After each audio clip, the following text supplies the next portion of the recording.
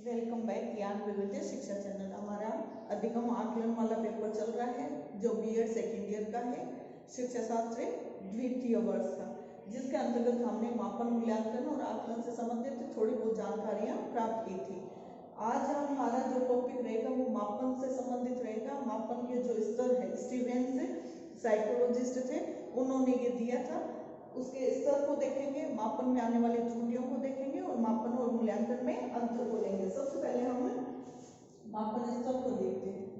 मापन के स्तर यानी लेवल, किस आधार पर हम मापन कर सकते हैं, मापनी क्या होनी चाहिए, और ये किसने दिया था? ये स्टीवेंस ने 4 स्तर बताए। 4 स्तर का मतलब कि इनके 4 लेवल बताए कि मापन हम 4 प्रकार से कर सकते हैं। सबसे पहला है नामित मापन।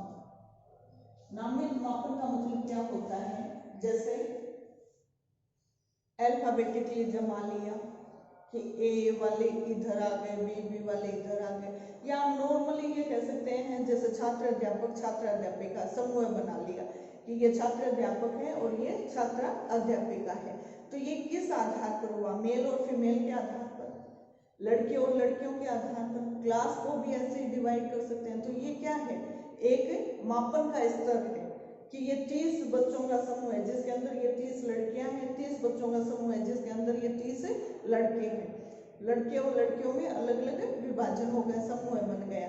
इस लेवल में जब मापन किया जाएगा तो उसको हम क्या कहेंगे? नामित प्रकार का मापन।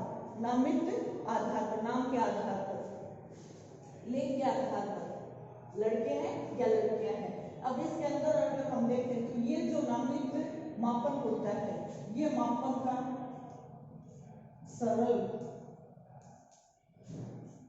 मापनी है, सरल है और निम्न स्तर की है। निम्न स्तर का मापन, ठीक है। मेल और फीमेल से अभी बताया ना, मेल और फीमेल, ये एग्जाम्पल के तौर पर हम ले सकते हैं कि इनके अंदर हम इस प्रकार से मापन कर सकते हैं।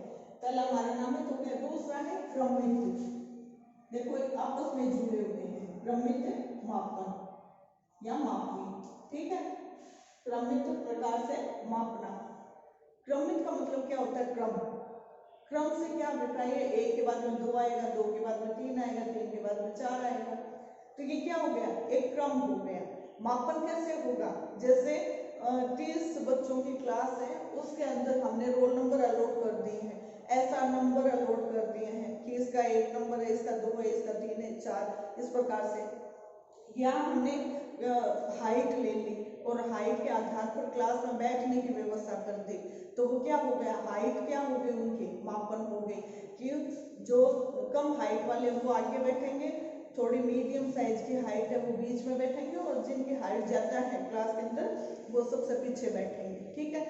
तीसरा एग्जाम्पल हम ले सकते हैं कि जैसे क्लास के अंदर हमने मूल्यांकन किया, मापन किया, मूल्यांकन नहीं लेंगे, मापन लेंगे कि उनको नंबर दिए, कोई भी सब्जेक्ट है उसके अंदर नंबर दिए और कहा ये कक्षा में इस विषय में फर्स्ट है, ये कक्षा में इस विषय में द्वितीय है, तृतीय, इस प्रकार से उनका रैंक निर्धारण करना। वो क्या हो रहा है? मापन हो रहा है। किस आधार पर हो रहा है? क्रमित रूप से, यानी इसको हम क्या कहेंगे? क्रमित कहेंगे, ठीक है। रैंक निर्धारित करना है, ऐसा नंबर अलॉट करना है, रोल नंबर अलॉट करना है, ये सारे क्या है? क्रमित मापन के अंतर्गत आता है। तीसरा जो मापन है वो आता है निश्चित अंतराल मापन। निश्चित अंतराल जैसे नाम से पता चल रहा है, इससे कुछ ठीक है ये मापन। फिर तीसरा, इससे कुछ ठीक है, निश्चित अंतराल मापन। निश्चित अंतराल का मतलब क्या होता है? जैसे 1 से 10 लिया, 1 से 10 लिया और 11 से 20 लिया। जैसे हमने स्टूडेंट्स की कुछ कैटेगरी निर्धारित कर दी है और उनके अंदर हम बच्चों की एज ले रहे हैं, ठीक है, कि 1 से 10 साल तक के बच्चे कितने हैं, 11 से 20 साल तक के बच्चे कितने हैं? यदि इनके अंदर हम देखें 1 से 10, तो इन दोनों के बीच में जो अंतराल है वही 11 से 20 के बीच में अंतराल है। कहने का मतलब ये जब हम मापन कर रहे हैं तो इनके अंदर क्या है? क्रमित निश्चित अंतराल है। एक निश्चित अंतराल के बाद में ही आगे की संख्या आती है। जितना अंतर पहले वाली संख्या में है उतना ही अंतर आगे वाली संख्या में होता है। और इसमें शून्य को कोई महत्व नहीं दिया जाता, शून्य महत्वहीन होता है, महत्वहीन होता है, यानी शून्य का कोई भी स्थान नहीं होता। ठीक है, शून्य को कोई इंपॉर्टेंस नहीं दी जाती। जैसे यदि हम क्लास के अंदर ये देखें कि क्लास के अंदर छोड़िएगा, जैसे हम बुखार की बात करें, टेम्परेचर जो हमारा मापन तापमापी यंत्र होता है, थर्मामीटर जिसको बोलते हैं, उससे टेम्परेचर नोट करते हैं। आजकल कोविड-19 वाला चल रहा है, उसमें भी हम थर्मामीटर काम में लेते हैं। तो क्या कभी वो थर्मामीटर 0 डिग्री दिखाएगा बुखार की स्थिति है या टेम्परेचर बढ़ा हुआ है उस स्थिति में? नहीं दिखाएगा। ऐसे स्थिति में हम क्या कह रहे हैं कि वहां पर कोई जीरो का महत्व नहीं है। जीरो आ गया इसका मतलब व्यक्ति का अस्तित्व ही नहीं है। तो ऐसे स्थिति में वहां पर जीरो नहीं आएगा। ये जो हमने थर्मामीटर लिया है उसके अंदर, थर्मामीटर के अंदर होगा, लेकिन हम बात किसकी कर रहे हैं? बुखार की बात कर रहे हैं। तो बुखार की स्थिति होगी उसके अंदर 0 डिग्री सेंटीग्रेड या 0 डिग्री फ़ारेनहाइट टेम्परेचर नहीं आएगा। ऐसी स्थिति में यहाँ पर क्या है? जीरो की कोई वैल्यू नहीं है। तो जीरो की कोई वैल्यू नहीं है, उसको हम क्या कहेंगे? निश्चित अंतराल मापन, जिसके अंदर अंतराल बिल्कुल फिक्स्ड रहेंगे। एक संख्या में दूसरी संख्या से जितना अंतर लिया हुआ है उतना ही अगले कॉलम के दोनों संख्याओं के बीच में अंतर आएगा। तो ये स्थिति क्या कहलाएगी? निश्चित अंतराल मापन की मापन प्रकार कहलाएगी। चौथा जो है वो आता है अनुपातिक मापन। अनुपातिक का मतलब क्या होता है? अनुपात से।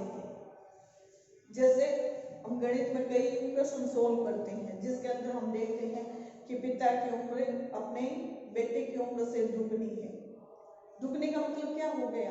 कि जस्ट डबल है, अनुपात हो गया 1:2, 2:3, 3:4, 4:5, एक निश्चित अनुपात की स्थिति आ गई। वो क्या है? अनुपातिक प्रकार का मापन है। यह अनुपातिक प्रकार का मापन है वो सबसे श्रेष्ठ माना जाता है। यानी मापन के अंदर सबसे श्रेष्ठ टेक्निक कौन सा है? लेवल कौन सा है? स्तर कौन सा है? अनुपातिक लेवल है। क्यों है? क्योंकि ये वस्तुनिष्ठ होता है, श्रेष्ठ है, इसीलिए वस्तुनिष्ठ है और विश्वसनीय है। विश्वसनीय क्यों है? क्योंकि इसके अंदर जीरो आता है, जीरो की वैल्यू होती है, जीरो को इसमें शामिल किया गया है। ठीक है, जैसे इसमें और इसमें थोड़ा सा अंतर हम देखें तो इसके अंदर जैसे बोल दिया कि आज मैं महाविद्यालय में आई और मैंने 9 बजे से लेकर के 2 बजे तक मुझे कार्य दिया हुआ था कि 4 पीरियड लेने हैं, मैंने 1 पीरियड लिया। ठीक है, 1 पीरियड लिया। ऐसी स्थिति में मेरा कार्य क्या था? 4 पर निर्धारित था, लेकिन मैंने किया क्या? 1 ही कार्य किया। और ऐसी स्थिति में जब मैं अपने से सीनियर से मिलूंगी और उनसे कहूंगी मैंने आज ये 1 पीरियड लिया है, तो वो कहेंगे नहीं आपने कुछ कार्य नहीं किया। तो ऐसी स्थिति में क्या आ गया? ये निश्चित अंतराल मापन के अंतर्गत आ गया। दूसरा, जीरो जो है वो कहाँ से होगा? जीरो से प्रारंभ करना कि किसी व्यक्ति ने अपने मेहनत से अपने लेवल को जीरो से बढ़ा करके पीक तक पहुंचा दिया। मुकेश अंबानी ने मेहनत करके पूरे विश्व में जो अमीर लोग हैं उनकी संख्या में अपना नंबर 8वें पर दर्ज करवा लिया। जीरो से प्रारंभ हुआ और 8 तक पहुंच गए। इसका मतलब शून्य का कुछ वहां पर महत्व है। शून्य जो है उसको इंपॉर्टेंस मिल रही है, शून्य से वो प्रारंभ हो रहा है। अधिकांश कार्य होते हैं रिसर्च से रिलेटेड, डाटा को इकट्ठा करना है वो सारा इसके अंतर्गत लिया जाता है। अनुपातिक जो मापन है उसके आधार पर किया जाता है। ठीक है, आगे समझ में, ये हमारे क्या है, मापन के स्तर है। अब मापन से संबंधित हम त्रुटियां देखते हैं, मापन की त्रुटियां, कि मापन जब करते हैं तब उसमें क्या क्या त्रुटियां रह सकती है, उनके बारे में हम थोड़ा सा देखते हैं। मापन की त्रुटियां जैसे हम अधिकांशतः ये कहते हैं, थोड़ा ऊपर ले लेते हैं, इसको मैं साफ कर देती हूँ। त्रुटियों से क्या अभिप्राय है कि मापन जब किया जाता है, जब हम एग्जाम बोर्ड में देखते हैं कि इस स्टूडेंट के इतने मार्क्स आने चाहिए लेकिन इतने ही आए हैं, तो वो क्या है, कोई त्रुटि रह गई है, या हो सकता है छात्र पेपर में कुछ ऐसा करके आए जिससे उसके मार्क्स इतने हैं। तो ऐसी स्थिति में जो त्रुटियां आ रही है वो त्रुटियां क्या हो सकती हैं उसके बारे में सबसे पहले हम देखते हैं। त्रुटि जो है वो व्यक्तिगत का क्या होता है, इंडिविजुअल त्रुटि। कैसे, जैसे एग्जामिनर है, परीक्षक और ये कॉपी को चेक कर रहा है, यानी रिजल्ट दे रहा है, कॉपी का मूल्यांकन हो रहा है। ऐसी स्थिति में हो सकता है कि इस परीक्षक के ऊपर, परीक्षक रील बनाएगा, ठीक है, इस परीक्षक के ऊपर कुछ वर्डन हो, वर्क का लोड हो, या हो सकता है कुछ इसके परेशानी हो। उस आधार पर इस परीक्षक ने मूल्यांकन किया, मापन किया, और उस मापन में उस छात्र के नंबर तो आने चाहिए थे 50 में से 40 है, लेकिन उसने उस छात्र को 20 नंबर दे दिए। ठीक है, दूसरा, इस परीक्षक ने, इसका एक कोई क्लोज था स्टूडेंट, उसको मार्क्स आने चाहिए थे 10 लेकिन इसको दे दिए उसने 30, और जबकि इसके आने चाहिए थे 40 है और दिए उसने 20। तो ये मापन में क्या आ गई, एक त्रुटि आ गई, और ये सही प्रकार से मापन नहीं हुआ। क्यों नहीं हुआ, इस परीक्षक की वजह से। इस परीक्षक ने ऐसा क्यों किया, मानसिक दबाव हो सकता है, कुछ जान पहचान हो सकती है, कुछ और कारण भी हो सकते हैं। तो ये मापन में क्या हो गया, एक त्रुटि हो गई, व्यक्तिगत त्रुटि जिसको हम कह सकते हैं। दूसरा है चर त्रुटि।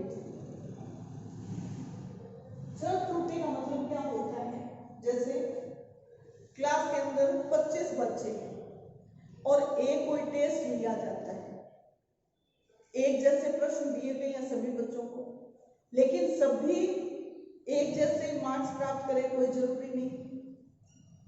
ठीक है, दूसरा, उनको कुछ समय दिया गया और समय देने के बाद में कहा गया कि तुम लोगों से ये प्रश्न हम पूछने वाले हैं या इनका टेस्ट लेने वाले हैं, तो इनको फटाफट आप रिवाइज कर लीजिएगा।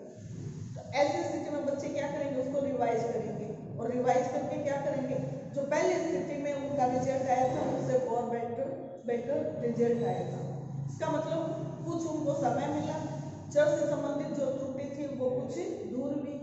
सपोज कीजिए लेसन पढ़ा दिया और बच्चों को कहा नहीं कि आपको रिवाइज करना है, उसका डर नहीं, टेस्ट ले लिया, तो ऐसी स्थिति में क्या आ जाएगा, सबका जो लेवल है वो एक जैसा हो, कोई जरूरी नहीं। तो ऐसी स्थिति में मापन में क्या आ जाएगी, वो चर से संबंधित त्रुटि आ जाएगी। यानी एक ही टेस्ट, एक ही क्वेश्चन पेपर 10 बच्चों का एक समूह बनवा लिया, दूसरा समूह भी 10 बच्चों का बना लिया, दोनों में वितरित किया गया, दोनों में अंतर आया, तो ऐसे स्थिति में उनका कठिनाई स्तर हो सकता है अलग अलग हो। वो 10 जो पहला बच्चों का समूह था वो उसको आसानी से कर रहा है, दूसरा जो समूह है 10 बच्चों का वो उसको मुश्किल से कर रहा है, तो वो क्या है, चर से संबंधित त्रुटि है, उसको हम चर त्रुटि के अंदर रखेंगे। ठीक है, तीसरा स्थिर त्रुटि। स्थिर त्रुटि का मतलब होता है स्थायी रूप से, एक क्वेश्चन पेपर दिया गया और वो एक विद्यालय में दिया, दूसरे विद्यालय के बच्चों को दिया, तीसरे विद्यालय के बच्चों को दिया, दो प्रश्न ऐसे थे जो ना एक विद्यालय वाले बच्चों ने किया, ना दूसरे वाले ने किया, ना ही तीसरे वालों ने किया। तो ऐसी स्थिति में क्या माना जाएगा कि उस प्रश्न के अंदर, उन 2 प्रश्नों के अंदर कोई त्रुटि त्रुटि है। और वो त्रुटि क्या है, स्थायी रूप से बनी हुई है। अगर वो स्थायी रूप से नहीं होती, कोई भी विद्यालय, जैसे 1 से 10 विद्यालयों के अंदर वो टेस्ट पेपर दिया गया और सभी में 2 क्वेश्चन के अंदर क्या हो गई, किसी ने भी अटेम्प्ट नहीं किए, 2 क्वेश्चन किसी ने भी अटेम्प्ट नहीं किए, तो ऐसी स्थिति में क्या माना जाएगा कि एक ऐसे स्थायी मापने में त्रुटि है जिस आधार पर ना तो 10 विद्यालय लिए गए थे, 10 के 10 विद्यालय के किसी भी छात्र के द्वारा उन प्रश्नों के उत्तर नहीं दिए गए, तो ऐसी स्थिति में उसको क्या कहा जाएगा, वो स्थिर त्रुटि है। मोस्टली हम देखते हैं कि प्रश्न हो सकता है सिलेबस से आउट ऑफ सिलेबस हो, बच्चों के नॉलेज में नहीं हो, नोटिस में नहीं हो, तो उसका क्या किया जाता है, फिर कुछ नंबर दे दिए जाते हैं उसको। तो वो नंबर क्यों दिए जा रहे हैं, वो इसलिए दिए जा रहे हैं कि उसके अंदर एक स्थायी त्रुटि है और उस त्रुटि को दूर करने के लिए उन बच्चों को कुछ फायदा दिया जा रहा है। ये तो सिर्फ जस्ट एग्जाम्पल है, लेकिन ये वाला जो उदाहरण है वो इसके ऊपर सटीक है कि किसी भी प्रकार से किसी भी परिस्थिति में यदि हम प्रश्न देते हैं और उन प्रश्नों के आधार पर यदि बच्चों का मापन किया जाता है और उसमें कुछ कमी आ रही है और सभी जगह समान रूप से आ रही है, तो ऐसी स्थिति में उसको क्या करेंगे, स्थिर त्रुटि के अंतर्गत हम उसको अध्ययन करेंगे। ठीक है, अब हम लेते हैं मापन और मूल्यांकन में अंतर। ठीक है, मापन वाला चल रहा है, मूल्यांकन हमने पहले कर लिया, थोड़ा सा इसको देख लेते हैं एग्जाम की दृष्टि से। ठीक है, मापन और मूल्यांकन अंतर। मापन क्या होता है, अंक से आधारित है और क्या है, एक संकुचित क्षेत्र में पाया जाता है।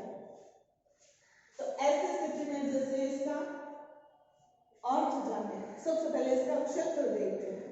तो मापन जो होता है उसका क्षेत्र क्या होता है, संकुचित होता है, यानी इसका संकुचित क्षेत्र होता है, और इसका क्या होता है, व्यापक होता है, व्यापक क्षेत्र।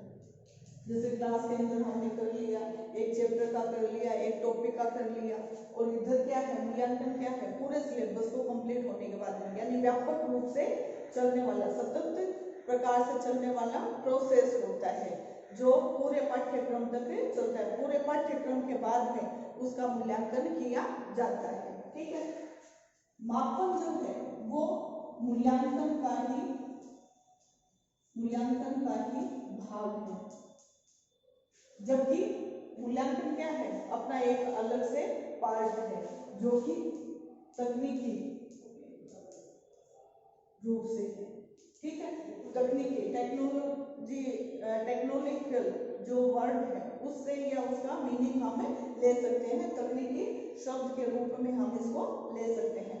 मूल्यांकन की ये जो मापन है वो क्या है, मूल्यांकन की ही एक प्रोसेस है, मूल्यांकन की प्रक्रिया है, और उस प्रक्रिया के अंदर ही इसको क्या माना गया है, मूल्यांकन का एक भाग माना गया है, जबकि ये क्या है, योगात्मक है।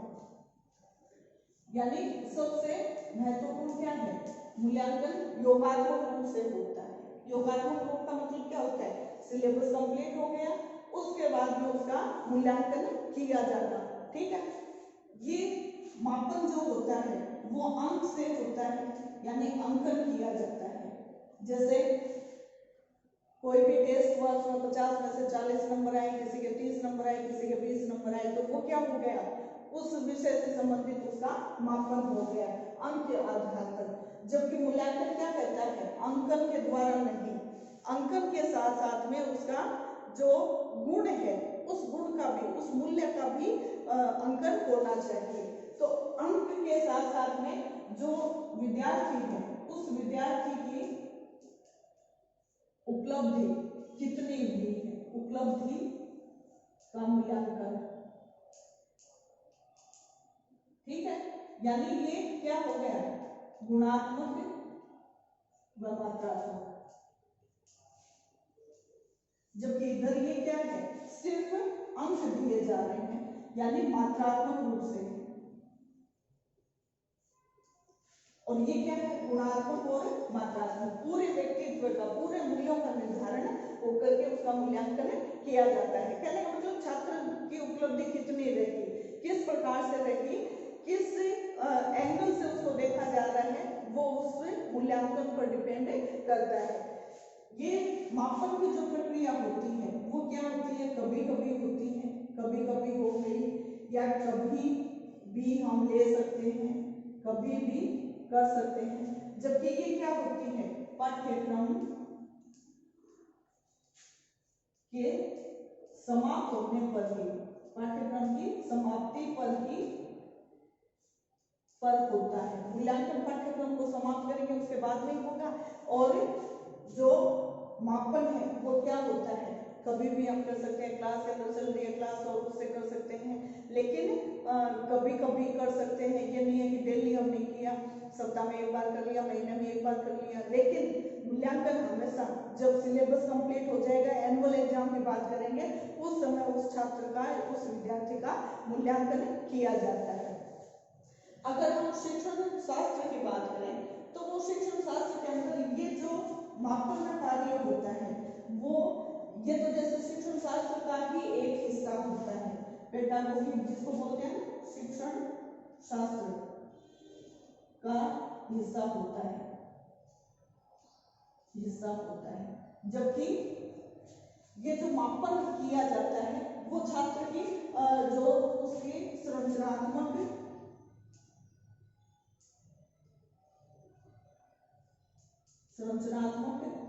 कौशल कह सकते हैं, जैसे उसका ज्ञान क्या है, उसकी अभियोग्यता